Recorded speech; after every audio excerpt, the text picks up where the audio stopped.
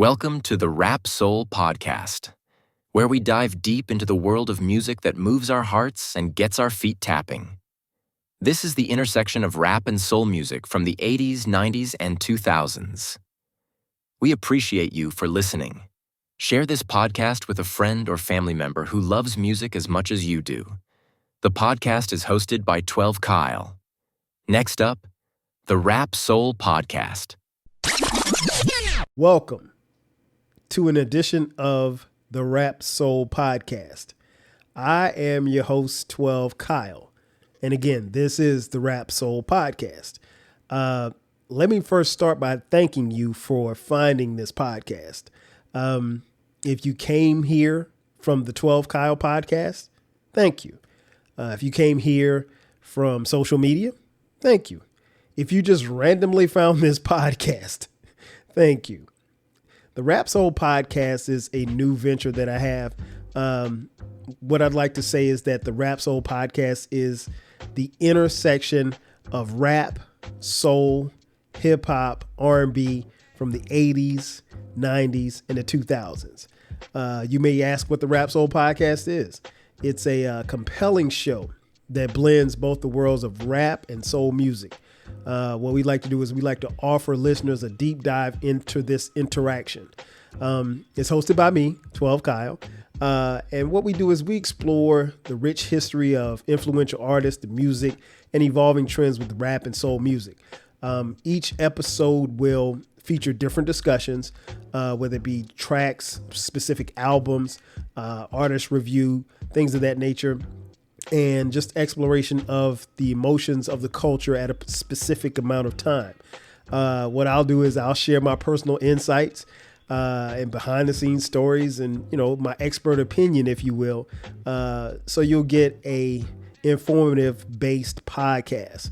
And this was solely for rap fans and soul fans and R&B fans and hip hop fans. I think, let me scratch that. I know this is a great listen for anyone interested in understanding the profound similarities and relationships between rap music and soul music in a specific time capsule. So welcome. Again, welcome. Now, on this episode, what we're going to talk about is albums that were quote unquote almost classic. If you're familiar with the Source magazine, it was a very popularized magazine in the 80s, 90s, and early 2000s that was, quote unquote, the hip hop Bible, if you will. And in the back of the Source magazine, of each magazine that they would put out, there would be a ranking where they would preview an album that was about to come out, and they had a mic system. And before I even get into that, let me show you what an actual Source magazine looks like. Look at this one right here. For those of you watching on YouTube, thank you for watching. The cover is Sean Corey Carter, Jay-Z. But yeah, this is what a Source magazine looked like. And if you can actually get your hands on one, you'll find them to be very interesting. Some of the articles, and this is pretty thick. It's 225 pages. So the thing about the Source magazine was, when I read the Source magazine, not only was I interested in the articles, but even strumming through this one, I realized how many advertisements there were for other music and other products that were used in hip hop. But that being said, at the back of the magazine was their mic system, and this is where they would review an album and rank it based on the mics. And this is how the mics work. If you got one mic, that meant that the album was totally whack. For the record, I don't think I've ever read a Source magazine where somebody got one mic.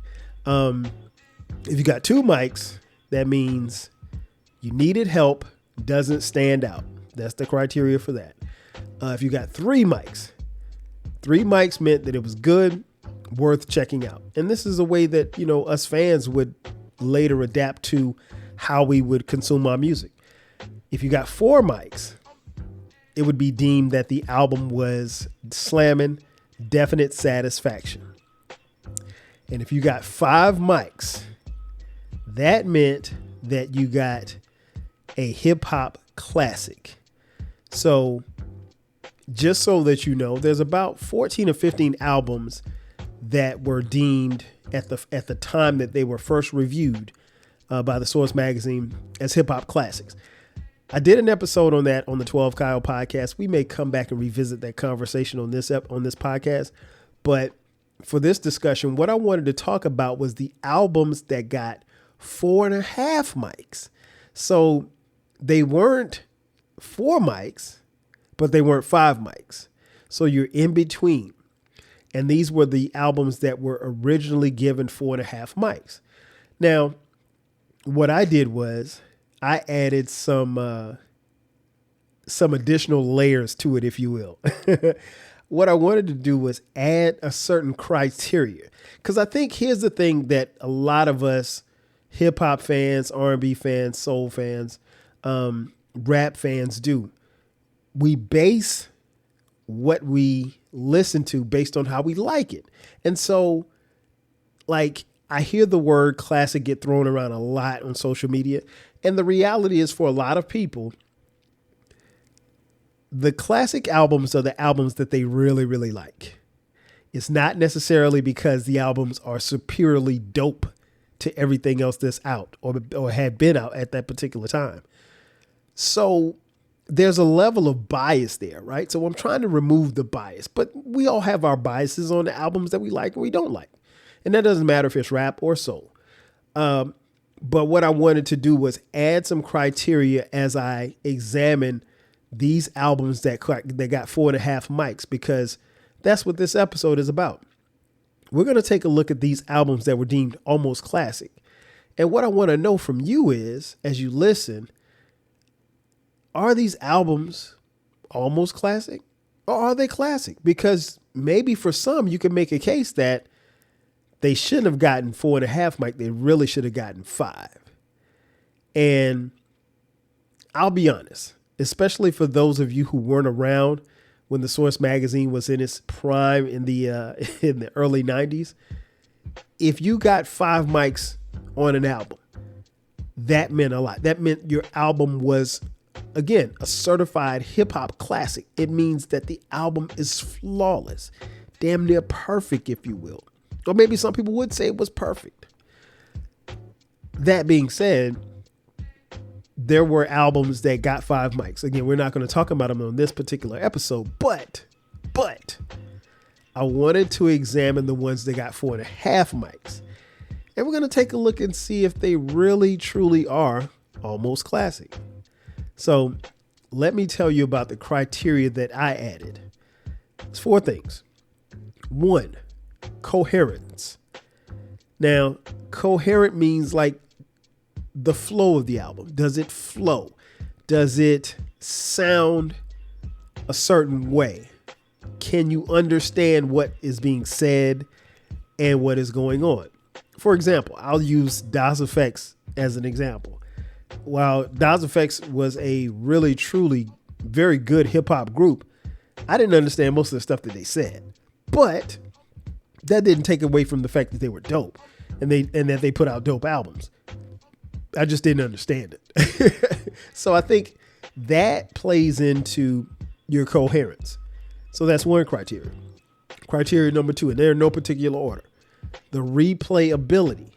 How much can you replay on this album? Can you go back after the album comes out and still listen to it in that particular time frame? I'm not talking about now, because the way we listen and the way that we consume music now is totally different, right?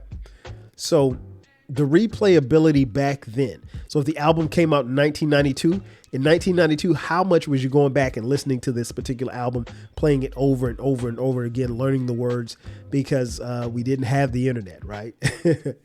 Number 3, the lyrics. Obviously, lyrics matter. I don't ever want to hear a hip hop fan say that lyrics don't matter, because lyrics do matter. At least to me, they do. And I would think that they would matter to most hip hop fans. So the lyrics. And category number 4, the production. How is it produced? How does it sound? How does the album sound and fit sonically? So those are the criteria that we used. I wanted to make sure that I preface this episode by saying that, because I think a lot of times people will look at a list and then they base it off of what they like. And I'll be honest, I do the same thing too from time to time. But on this one, because I'm going to give you specific albums that we already know got 4.5 mics, what I want to be able to do is explain how and why I think they should either keep those 4.5 mics, maybe bump down to 4 mics, or maybe bump up to 5 mics. So with that being said, let's get started. All right. So the first album, and again, these are in no particular order. We're going to go with this album did get 4.5 mics in the source. 1991 from the group The Main Source. The album was entitled Breaking Atoms. This album is a really good album. The album is a very, very solid album. I want to say a lot of people were surprised at the 4.5.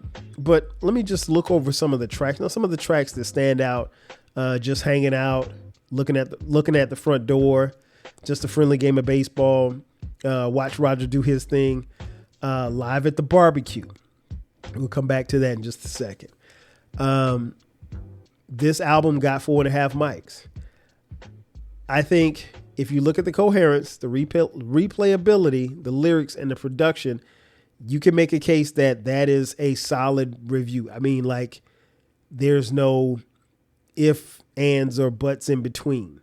The aforementioned Live at the Barbecue, at least for me, was my introduction to Nas, because Nas came on and rapped on this particular song. And this song is a standout song in hip hop because it birthed Nas to a lot of us, right? That being said, having that song on this album definitely helps. It's a feature, so it's not just main shows, because it was Joe Fatale, Akinele, and Nas on that track. But, you know, personally, I think when you have a lot of guest features, that takes away from the overall coherence of the album, because, listen, I came to the album to hear you. I didn't come to hear everybody else. Now, if you're dealing with a crew like Wu-Tang, that's a little bit different story. We'll get to that in just a few. But that being said, I think this is a 4.5 mic album. It's not one of the greatest albums of all time, but it is a very, very super dope album, especially for 1991. There were no albums that sounded like this. So I have no argument with this album being 4.5 mics. Next up, The Death Certificate by Ice Cube. This album was released in 1991 as well. Listen, before I start talking about this album, I got to admit, I am extremely biased when it comes to Ice Cube. That's one of my favorite MCs. This is an incredible album. I remove my biases aside to, look at this album. This album had 2 killer sides, and the album runs right at 61 minutes. So it's an hour and a minute long. Man, listen, from My Summer Vacation to Steady Mobbing on side A, to side B, I Want to Kill Sam, Horny Little Devil, True to the Game, No Vaseline, which in my opinion is the greatest diss song ever. This album got 4.5 mics. I will agree. This is a 4.5 mic album. I will also say that there are some who think that this is a 5 mic album. I probably could understand. I don't necessarily know that I would give it 5 mics because it is an hour long. And I mean, even back then in 1991, an hour is a long time. There's a couple of tracks I think you could probably get rid of. Colorblind, A Bird in the Hand on side A. But and that's just me being picky. And I am very picky at times. That being said, listen, if you told me it was a 5 mic album, I'm not gonna argue with you. If you told me Breaking Atoms was a 5 mic album, you'd get some gripe from me because I don't think it's one of the greatest albums of all time. And that's the thing. Like, you have to say, if it's a 5 mic album, it is considered to be one of the greatest albums of all time in hip hop. And Ice Cube, Death Certificate, I don't think so. And again, that's with my bias. I just don't think so. You won't get an argument from me, but I don't think so. Let's see. The next album. 1992, The Chronic from Dr. Dre. Whew, listen, this album is a lot of things. This album was groundbreaking. This album was violent. This album was prophetic. This album was misogynistic. It was homophobic. It was a lot of things. But at the end of the day, this is a cold ass album from start to finish. Listen, you could make a case, and there's been a case made that this has been the best West Coast album. I don't agree with that, but you could make a case that it is, right? The tracks from Dre Day to Let Me Ride, my personal favorite song on this album, Nothing But a G Thing, Lyrical Gangbang.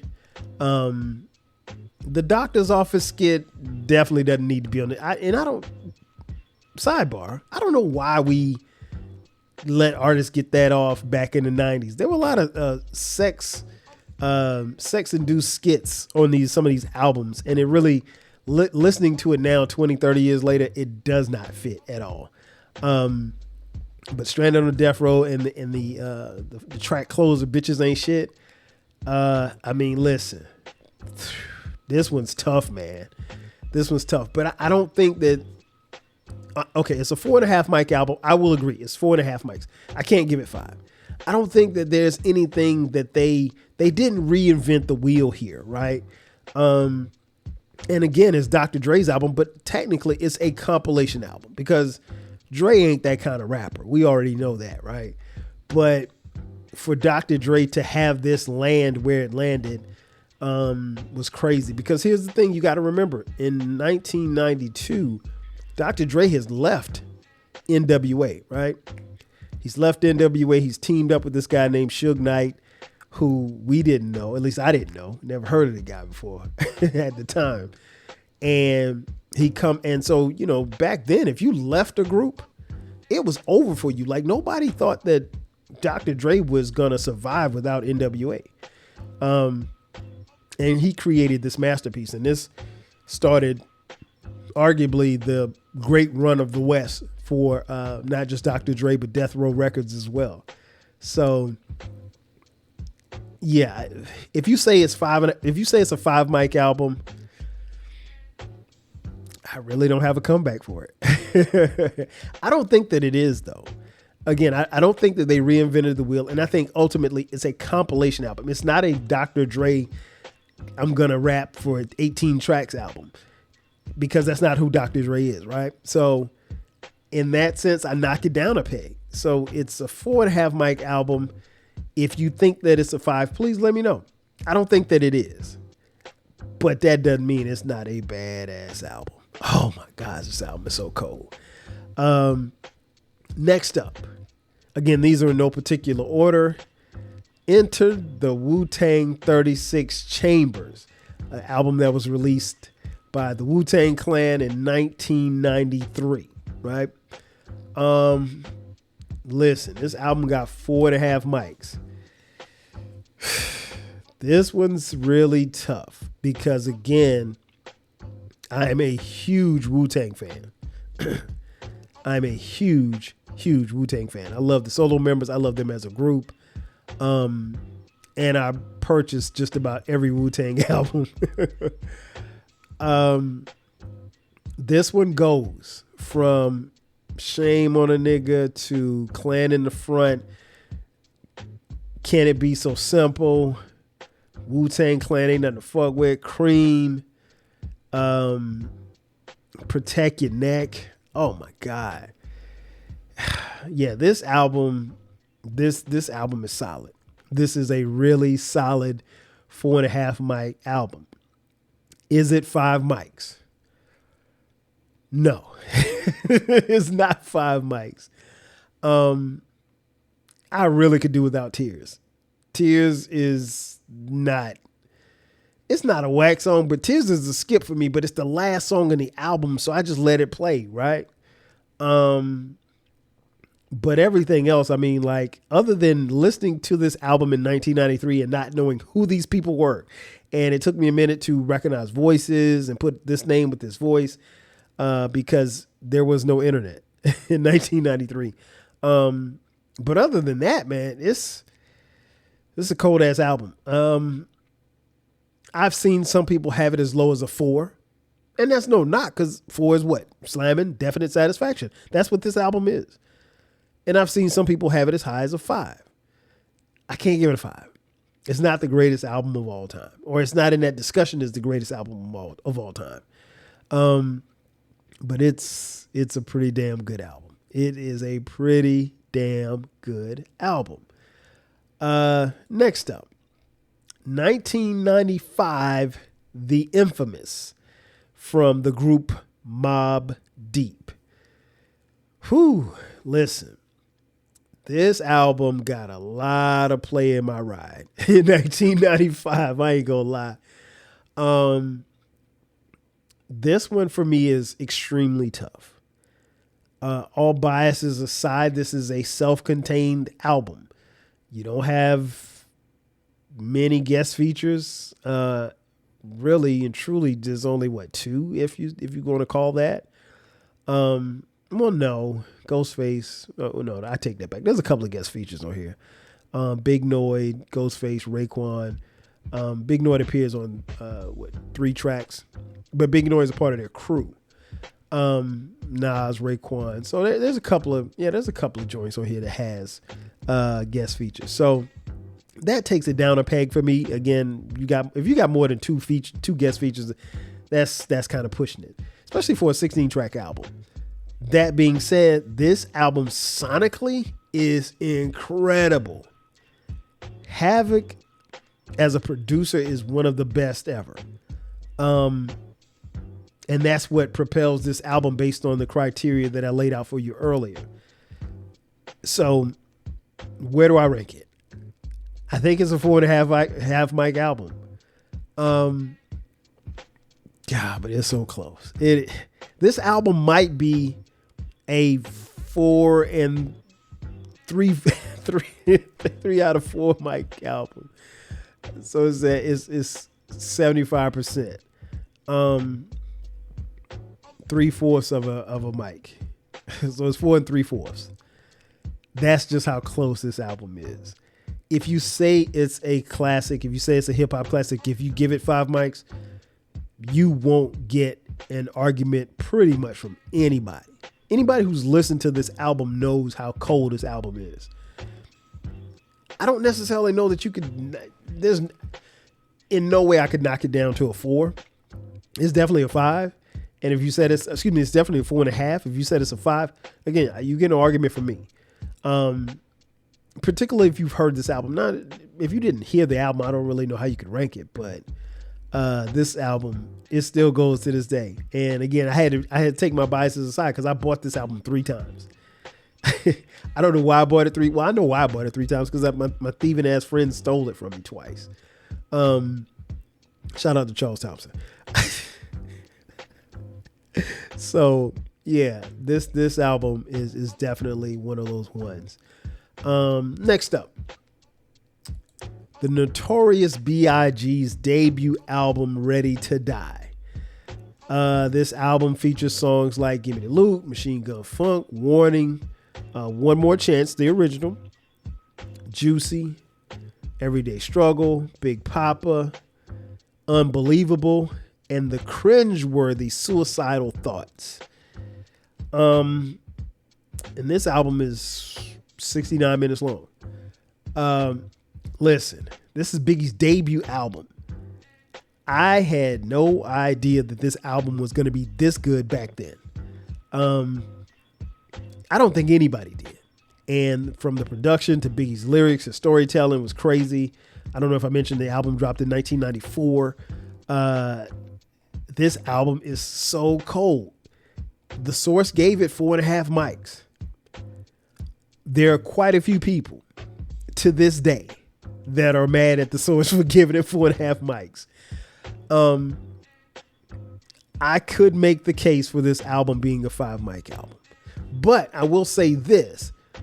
A part of why or how we look at this album still deals with the fact that Biggie is no longer with us. He was, as you know, tragically murdered in 1997. So there's a level of bias there and a level of emotion there that we can't avoid or not tap into. Because here's the thing. Biggie's posthumous second album, Life After Death, got 5 mics. And I'll be the first to tell you that is not a 5 mic album at all. It ain't even close to me. They've got some filler tracks on that, but we're not going to talk about that. But I think there was a sentiment for that, for him to get 5 mics, because he was murdered 2 weeks before the album came out. And I don't know when the Source reviewed the album. I don't know if it was reviewed before he passed or what have you. But nonetheless, Life After Death I can't make a case for Life After Death being a 5 mic album. I can make a case for this one being a 5 mic album. This is a solid, cold ass album from start to finish. I'm not a fan of Respect. I think Respect is a skip for me, but other than that, yeah, I can't touch it. I mean, I don't think you can touch it at all. So yeah, man, Biggie, it's amazing. This is an amazing album. And again, I think what happens is when we review this album, when we talk about it, we always get caught up in our feelings and our emotions and the fact that Biggie's no longer with us. But if you transport yourself to 1994, yeah, Biggie, this is I can't argue it being a 5 mic album. I'm going to give it 4.5. But it's close. It might be, it might be 4 3/4 like The Infamous. But yeah, I can't give it a 5, but it's about as close as you can get to being a 5. I'll tell you what, it's about time for us to pay some bills. So we're going to take a commercial break. After the break, we'll come back and I'll give you 6 more albums so we can talk about that got 4.5 mics, and we will debate whether or not they're 5 mic albums. So sit tight. We'll be back in just a second. And just like that, we are back. Once again, I am your boy 12 Kyle, and this is an edition of the Rap Soul Podcast. Again, thank you for checking out this podcast. I really appreciate it. As I mentioned before the break, we had gone through 6 other albums. We took a look at Breaking Atoms from the Main Source, Death Certificate from Ice Cube, The Chronic from Dr. Dre, Enter the Wu-Tang 36 Chambers from Wu-Tang Clan, Ready to Die by the Notorious B.I.G., as well as The Infamous from Mobb Deep. All right, so now let's take it to, I said I'd give you 6 more albums, so let's go. All right, so the next one was released November of 1999. It is Dr. Dre's Chronic 2001. This album received 4.5 mics. I'll be honest, I was really surprised that this album received 4.5 mics because I don't really remember it getting 4.5 mics. And you know how I found out it was 4.5 mics? I opened up this particular magazine that I have. And the first review in here is Dr. Dre's Chronic 2001, where Dr. Dre did get 4.5 mics. Again, I think part of the knock that you're going to give Dr. Dre is that it's a compilation. So, you know, you're going to have a whole bunch of people on an album, any album that he does. Dr. Dre is like the rap Quincy Jones, right? He ain't doing a whole bunch of singing and rapping. He's going to kind of orchestrate everything and put everything together. And he is arguably one of the greatest, if not the greatest, hip hop producer ever. So with that being said, this album got 4.5 mics. This album is 68 minutes long, bunch of guest features, obviously, also with, Dr. Dre rapping. Like I said, it came out in 1999, in November of 1999, so right before the turn into 2000. But it got 4.5 mics. Yeah, nah, this ain't a this ain't a 4 mic. It's not a 5 mic album. From tracks like Still DRE, Explosive, What's the Difference, Forgot About Dre, Next Episode, some LA Niggas, Act Right. I mean, he's got some smokers on here. I mean, don't get it twisted. This album, sonically, there were very few like it, and that's because Dr. Dre puts his hand and his feet into his production. We already know that. That's a given, right? But I think, and I know particularly listening to this album on the second half of this album, the back half of the album, the songs just kind of play. I'll be honest. They don't really jump out at you. At least to me, they don't. I think if Dre had made this just a single CD with just, 10, 12 tracks, it would have been fine. But there's way too many tracks on here. This album's way too long for the format in which it was presented to us. That being said, I mean, he's got some stars on here. I mean, from Snoop to the Dog Pound to Eminem, Exhibit. I mean, you can't argue with the star power. Nate Dogg, you can't argue with the star power that he has on this album. Devin the Dude, Exhibit.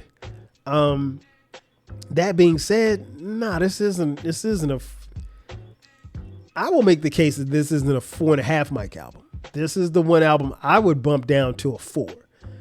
And again, 4 is slamming, definite satisfaction. I don't think that there's anything wrong with calling this album a 4. Some of you may be offended, and if you don't like it, let me know. Not that I would care, but let me know.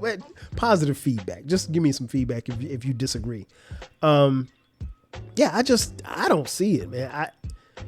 4.5 was a push for me. So if you say 5, I would honestly love to hear your opinion as to why you think this is a 5 mic album. I just don't. I mean, like, I could make a case for the Chronic. And this is not as good as the original Chronic. This is Chronic 2001. The Chronic, yes, I could make a case for it. Chronic 2, nah, I think this may have gotten a 4.5 mic album on the strength of Dre. I don't think it got a 4.5 mic album just because it was a 4.5 mic album. But like I said, I would welcome your commentary. Next up, Sex and Violence by Boogie Down Productions. KRS-One led Boogie Down Productions. This is the 5th and final album from BDP. I was surprised. This album was released in 1992. I remember I bought the tape because I was in college at South Carolina State University. Shout out to my alma mater. I bought the tape and I really liked this album. I didn't love this album. I liked it a lot though, but I didn't. And I think part of why I didn't really love the album is because, again, it was the 5th and final. Of course, I didn't know at the time it was going to be a final album from BDP, but BDP's previous albums, I loved. Like, I just was crazy about those albums. This one didn't hit as much. It was dope, and I remember playing it in my dorm room, but like, it wasn't one that I would go back to. And I went recently, probably in the last month or so, went back and heard it. This album's still dope. It's still dope as hell. 4.5 mics sounds about right. It sounds about right. It's not a 5 mic album though. It's not. I think they hit the nail on the head with this one.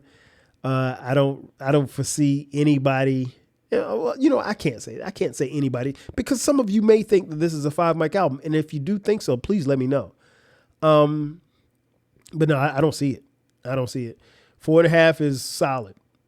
I think that's very solid. Some may say that's pushing it. I don't think so. I think you can make a case for this being a 4.5 mic album. I think you can make a case for this being a 4 mic album. I don't know that you can make a case for this being a 5 mic album. But nonetheless, next up, Buloone Mind State from De La Soul. This album was released in 1993. Listen, this one is really, really dope. From Ego Trippin' 2 to I Be Blowin' to Break of Dawn. This is a solid album.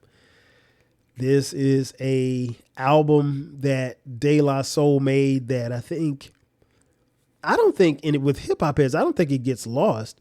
I think where the problem comes in at is that De La Soul's previous work overshadows this album. From 3 Feet High and Rising to De La Soul Is Dead, those albums are superior to Buloone Mind State. And I think that's where, because you could make a case, and some have made the case, that De La Soul Is Dead and 3 Feet High and Rising, the 2 previous albums, are hip hop classics. You can make a case for that they are classics. Buloone Mind State isn't a classic. If you deem those 2 albums to be classics, you can't, I don't really know that you can say that this album, Buloone Mind State, is a classic. I could make a case that it's a 4.5 mic album. I will agree based on the coherence, the replayability, the lyrics, the production, just De La being De La. De La's first 3-4 album runs were crazy. That may be a future podcast episode. But nah, 5 mics, nah. I just can't do it. I can't say that this is one of the, again, it's not even their best work based on their discography. So if I can't put it at 1 or at 2 in their discography, I can't put them at a 5 mic album. But a dope album nonetheless. Next up, 1992's debut album from Redman, What the Album. Whew, listen. Again, biases aside, because this album is crazy. To me, I was in college. This album got a lot of play in my room, got a lot of play in the ride. This album just goes. And again, I really didn't know who Reggie Noble was until I bought this tape. But from songs like Time for Some Action, So Rough, Rated R, Blow Your Mind, Tonight's the Night, How to Roll a Blunt. Listen, How to Roll a Blunt taught me how to roll a blunt, and I've never smoked weed before in my life, but I can roll a blunt. Let me say that again, because I've never rolled a blunt. But How to Roll a Blunt taught me how to roll a blunt, even though I've never rolled a blunt before in my life. Superman Lover. Those songs, man, listen, it's saying a lot for you to get 4.5 mics on your debut album. That means you've done something right. Not a lot of guest features on this album, which is cool. And it's a funky ass album with some dope ass lyrics on it. In a nutshell, that's what this album is. 4.5 for sure. I will agree. This is a 4.5 mic album. If you were to ask me if it were a 5 mic album,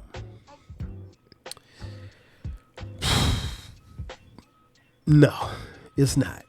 But it is close. If you say it's a 5 mic album, you get no argument from me, because this album is just that dope. It is so dope.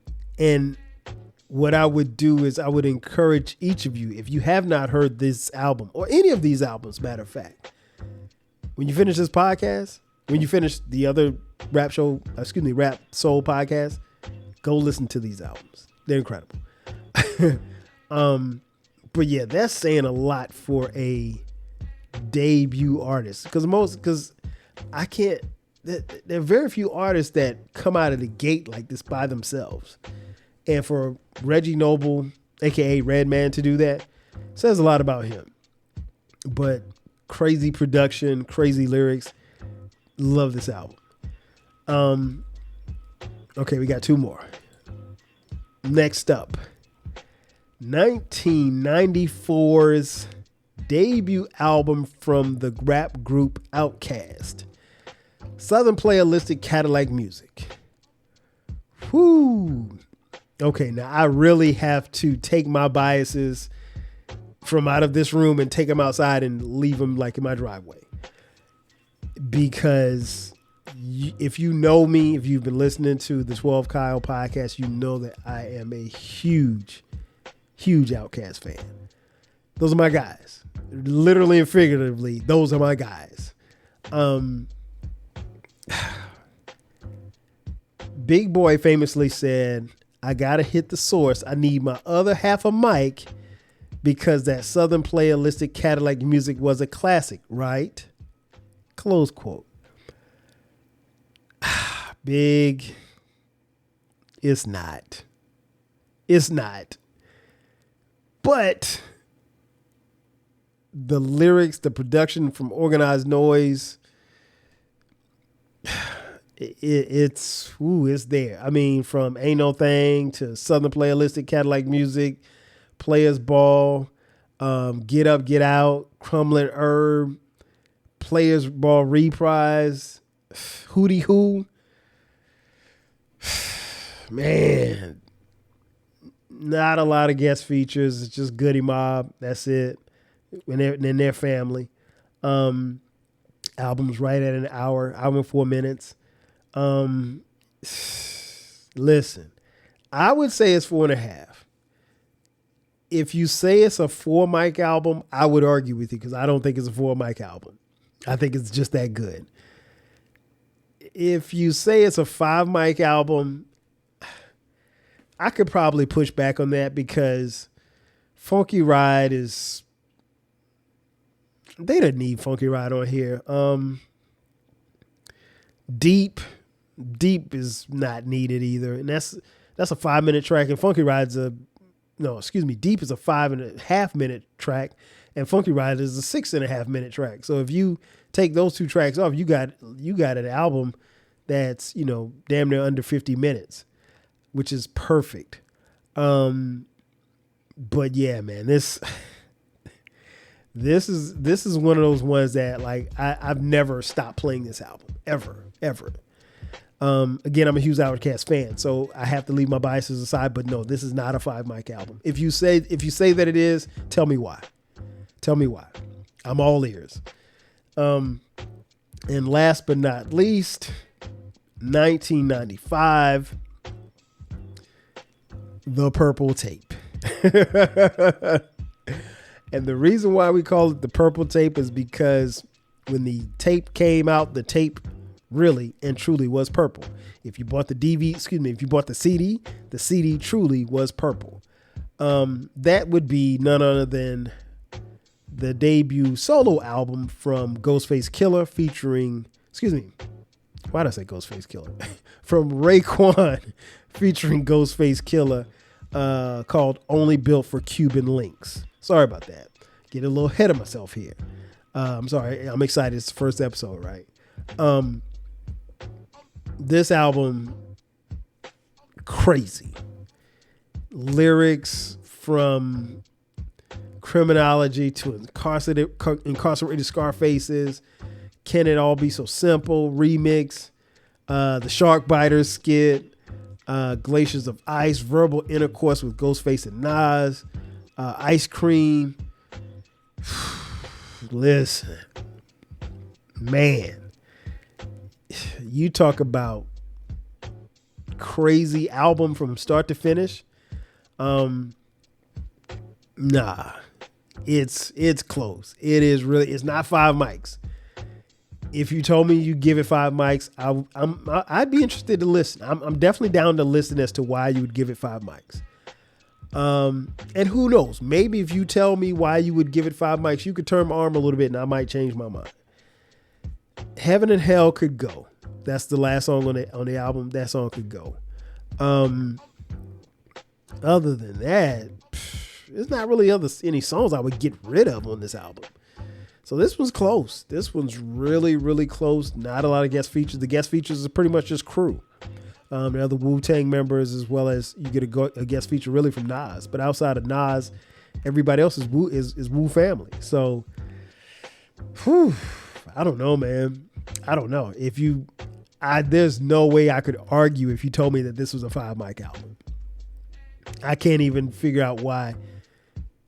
I'd have to sit down and think of reasons why this wouldn't be a 5 mic album. I don't make it a 5 mic album. For one, I'm extremely biased when it comes to this album. But two, like I said, Heaven and Hell that's all that need to be on this album.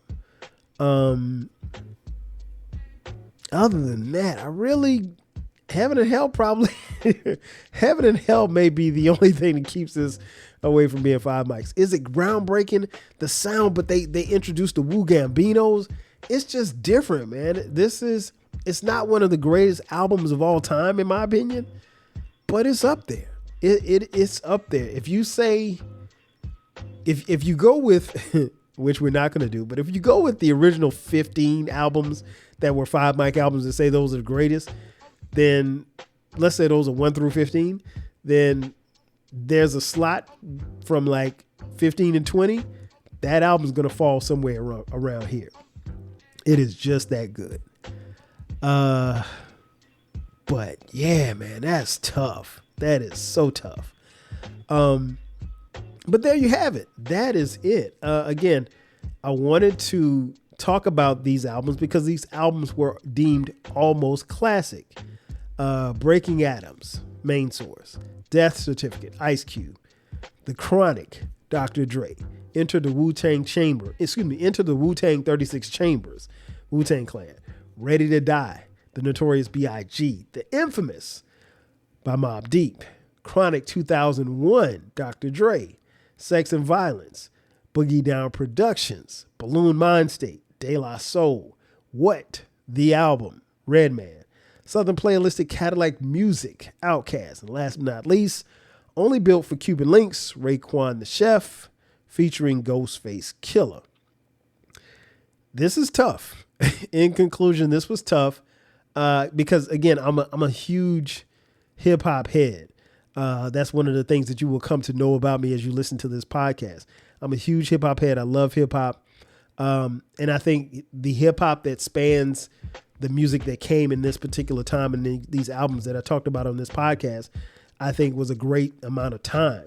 But don't just listen to me. Like I said, do yourself a favor after you hear these episodes, go back and listen to some of these albums. I think you will find that, not only were these albums really, really good, but they really set the bar for how a lot of hip hop albums would sound in the years coming forward. Because these albums span from 1991 to 2000. No, I don't think we did one from 2000. I think it's from 1991 to 1999. So yeah, do that and definitely let me know what you think. And I want to thank you all for checking out this edition of the Rap Soul Podcast. And that's going to do it for me. Again, thanks again for listening to the Rap Soul Podcast. A couple of things. Be sure to subscribe to the podcast. The podcast is on all streaming platforms. If you can't find one, you've listened this long, you listen to it on something. So wherever you are, subscribe right there. There's a link tree in the description and the show notes. You can just subscribe there as well. Very important. If you would like to continue this discussion, go to our Reddit page, the Rap Soul Podcast on Reddit. Go in there and keep this conversation going. If you think that the ratings are correct, I'd like to hear from you. If you think that they're incorrect, I'd like to hear from you as well. I'd love to hear your feedback. One thing I will say, though, when it comes to Reddit, I welcome all opinions. Opinions are golden. Disrespect is not. Please respect yourself and others as you make your comments. This ain't the place for wild comments, cussing and talking about people and all kind of stuff like that. Let's keep it G. Let's keep it positive. Okay. But I do welcome your feedback also on YouTube. You can subscribe there and watch there as well. You can also comment on Spotify if you listen there as well.